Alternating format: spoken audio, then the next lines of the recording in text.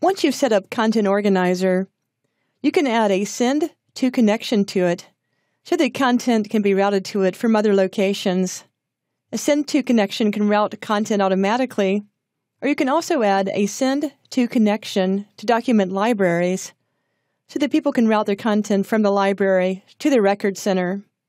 I'm in the Engineering Projects library, and I'm going to click on the Project Alpha specification so that I can show you how the content can be routed to the Engineering Record Center.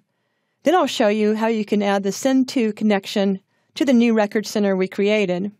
I'll click on the Project Alpha specification, and then I'll go to Send To. Then I'll click Engineering Archive,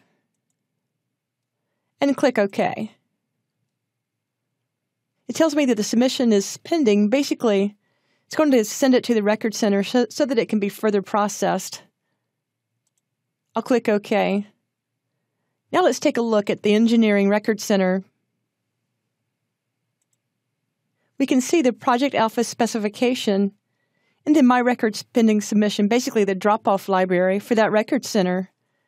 So the Project Alpha specification was routed from the document library to the Record Center for further processing. Now let's go back to the Record Center we created and then add a Send To connection for it. I'll click on Connecticut Record Center.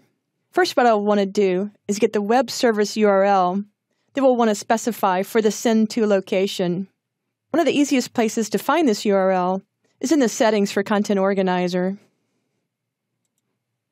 I'll click on Site Settings. Then I'll go to Content Organizer Settings.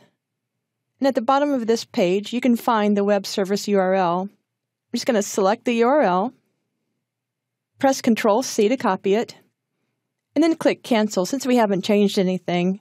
Now I'm going to go to the Administration for SharePoint.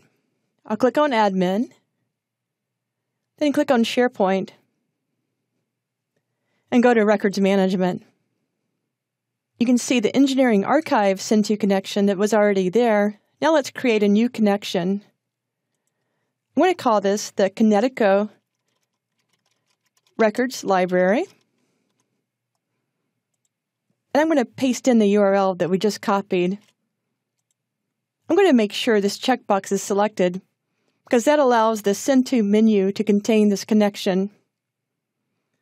I have some choices of what happens. You can either copy the document from the library to the Record Center, you can move the document, or you can move it and leave a link.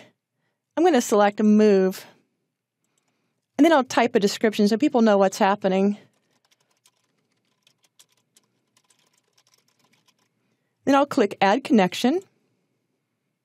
And now we can see that the new connection, the Connecticut Records Library, has been created, and content can be routed to this records library from other locations.